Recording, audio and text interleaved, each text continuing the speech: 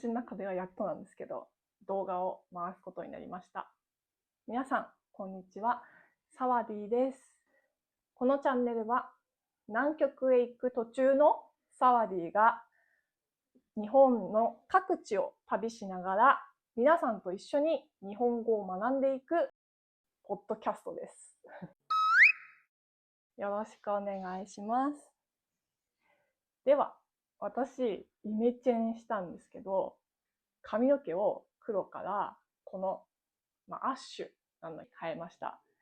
イメチェンはわかりますか？髪型を変えたり、服装を変えたりすることをイメージチェンジを短く日本語で言うとイメチェンになります。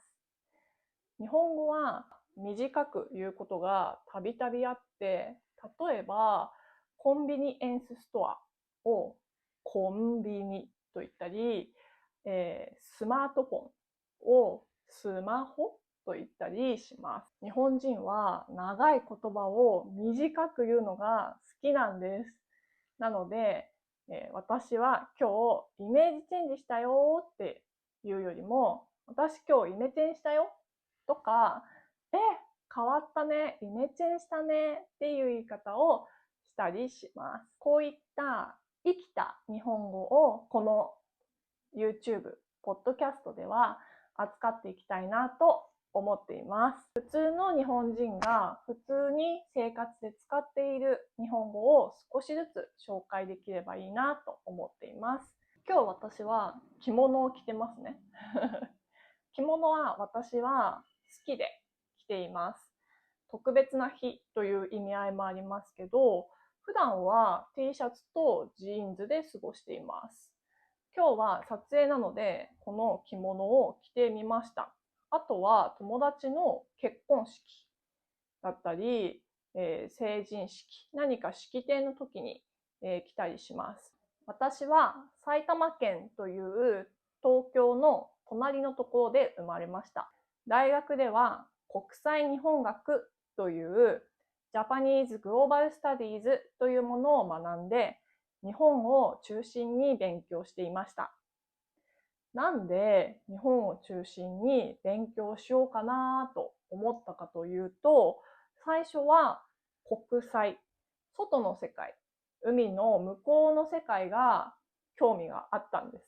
なんですけど、その海の向こうの世界を知りたくて勉強したいな、国際的なことを勉強したいなと思っていた時に、あるおじいちゃんに出会いました。そのおじいちゃんが私に教えてくれたんです。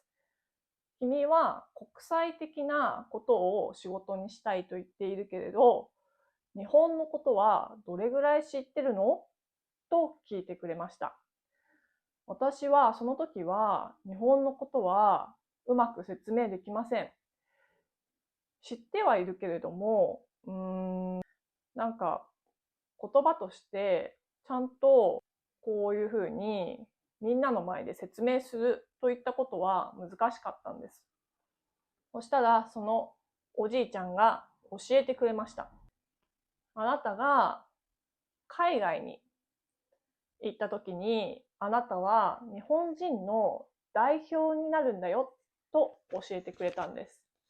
海外で私が日本人一人だった時に、日本の経済は？日本の文化は？日本ってどういう国なの？ってみんなあなたに聞いてくるんだよ。それって答えられるの？って聞かれたんです。その時に私は高校生だったんですけど、全く答えられないなと思いました。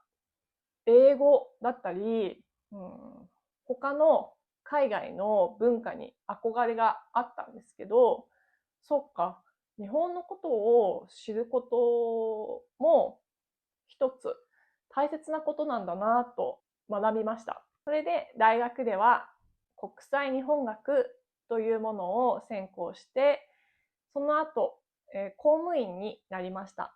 公務員というのは国や地方自治体で働く人のことです。公務員として役所で働いて、そこでは高齢者福祉課というところにいました。大切な仕事で楽しかったんですが、ある日辞めました。なんで辞めたのかというと、体に深刻なサインが出たからです。また別の動画で話せればと思っています。周りのみんなは驚いて、もったいないと言われました。だけど私には旅が一番大事だということが分かったんです。今の私は、先月は奄美大島で暮らしていました。日本の南にある小さな島です。その前は屋久島や種子島というところで過ごしていました。それも日本の南にある島々です。で、その前はオーストラリアに行ったり、いろいろ回ってますよね。なので、今はそうやって、自分の気の向く好きなところに行って好きなように暮らしています。日本のいろんな場所に3週間から4週間ぐらい滞在して、地域の皆さんと一緒に生活をしています。奄美ではありがとうのことをありがさまりょうたと言います。私は地元の人ではないので、これが合っているのかうまく言えてるのか不安なんですけど、でもあなたのおかげで本当に助かりました、ありがとうという気持ちが入っています。日本にはありがとうという言い方でも地域によっていろんな方言があるんです。それがまた聞いていて楽しくて、私はついついこう聞いてメモしています。漁師さんのところに行ったり、おじいちゃんおばあちゃんのところにお話を聞きに行ったり、今若い30代40代の人たちに話を聞かせてもらったり、小学生とかもうちっちゃい子たちの話も聞きに行きます。もうすべての話がすっごく重要で、観光地の本には絶対載っていないような文化だったり、なんでその土地をみんな好きなのっていう質問もしたりします。それをその土地に入り込んでいって、私がどんどん言葉にしていくということをしています。私は今自分のことを地域冒険家と呼んでいます。私の他にこの肩書きは聞いたことがないんですけれど、私はこのようにいろんな地域に入っていって冒険するっていうのをやっているので、地域冒険家が一番しっくりくるなと思っています。これから話したいテーマはたくさんあります。さっき最初に話したコンビニの話だったり、食べ物の話、一人の時間だったり、日本の敬語のリアル、あとは日本の離島の現状、そして限界集落など、いろんな日本のことを話していきたいと思っています。その前に皆さんに聞きたいことがあります。皆さんは何のために日本語を勉強していますか？仕事のためですか？それともコミュニケーションをこうやって取るためですか？好きなアニメや音楽がありますか？日本に住んでみたい、もしくはもう住んでますか？どんな理由でもいいので、よかったらコメントで教えてください。私はあなたの話が聞いてみたいので、ぜひコメントを書いてください。これから話すテーマもコメントを見て決めていきたいと思っています。次回の動画では皆さんが興味がありそうなコンビニの話をしようと思います。離島のコンビニはどうなっているか知っていますか？そもそも離島にはコンビニがないですね。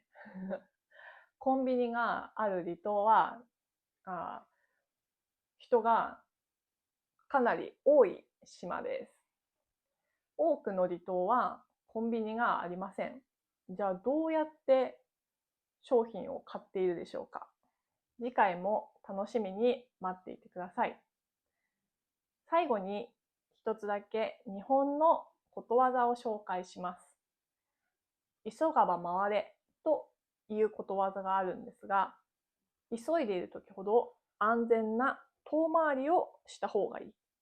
ということわざです。不思議ですよね。でも私も人生の中で、また、本当にそこの話なんですけど、あの、このまっすぐ行きたいなと思ってたら、やっぱりここにフェンスかなんかがあって、でも急いでるからつまずいちゃって、逆にここで怪我しちゃったりとか、もしここを越えないで、こう回ってたら、きっと怪我もしなかったし、早かったはずなんですよね。やっぱり急いでる時は気持ちが急いでるので、なので、こう、近道も失敗しやすいのかもしれないですね。なので、昔からの知恵として、急いでる時には、急いでる気持ちがあっても、回り道をするということわざができたんだと思います。私も今南極の途中という話をしましたが、南極に急いで行った方がいいとは思うけども、日本をこういう風に旅にして、ぐるぐるぐるぐる、ぐるぐるぐるぐる回りながら、いろんな光景だったり、人との出会い、そして皆さんとも出会えると思うんですけど、そのいろんな出会いを楽しんで、自分の経験として積み重ねています。これは無駄ではないと私は思っているので、むしろ楽しいと思っているので、続けて日本も回りつつ南極を目指したいと思います。ちょっと南極を目指すのを忘れちゃいそうだ。それは良くないので、皆さんコメントにちゃんと南極思い出してねって書いてください。今日は、初めてのポッドキャストでしたが、皆さんありがとうございました。今後も日本語の配信を続けたいと思っているので、よろしくお願いします。では、また会いましょう。ありがとうございました。サワディーでした。